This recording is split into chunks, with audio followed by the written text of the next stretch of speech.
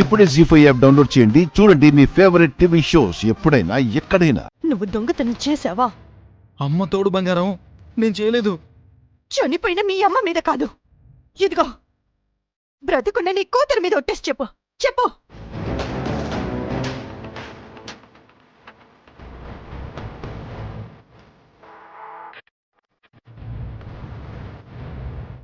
ఒట్టు.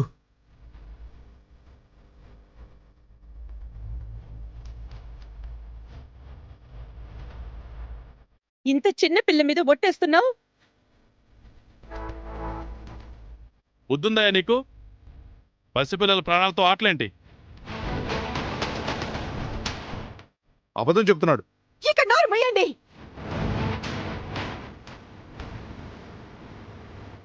నా భర్త గురించి ఇంకొక మాట ఎవరైనా తప్పుగా మాట్లాడితే నా నోటి నుంచి ఎలాంటి మాటలు వస్తాయో ఎవరు ఊహించలేరు.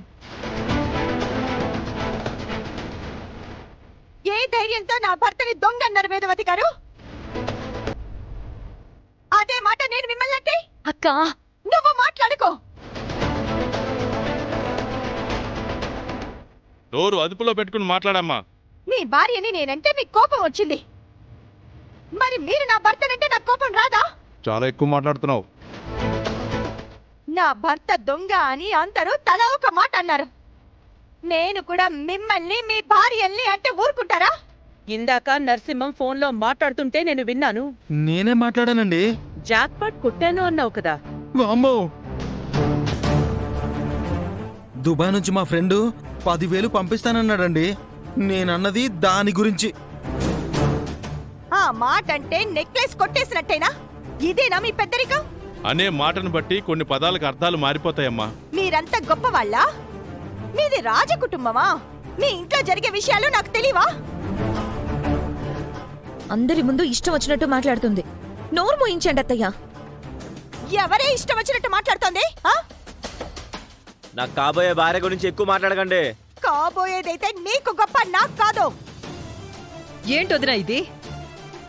మీరిచ్చిన చనువు ఎంతలా మాట్లాడిస్తుందో చూడండి. నెక్లెస్ నువ్వే దొంగతనం చేసావు కదా? ఏయ్, మర్యాదగా మాట్లాడు. మండింది కదా? నాకు ఇలానే మండింది.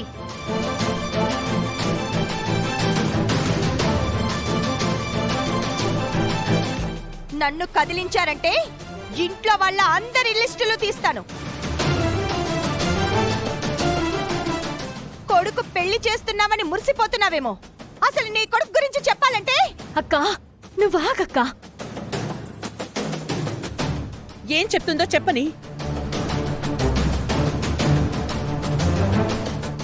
నా కొడుకు గురించి ఏం చెప్తావో చెప్పు. చెప్పాలా?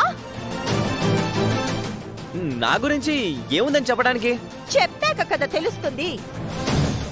విషయాన్ని పక్కదో పట్టించుకమ్మా. ఇవన్నీ ఎందుకు నాన్న? నరసింహాన్ని చెక్ చేస్తే సరిపోతుంది కదా. ఇది బెస్ట్ కదా.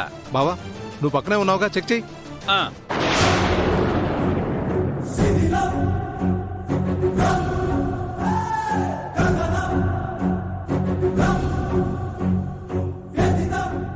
జీ5 యాప్ డౌన్లోడ్ చేసి అన్ని ఎపిసోడ్స్ పూర్తి ఉచితంగా చూడండి.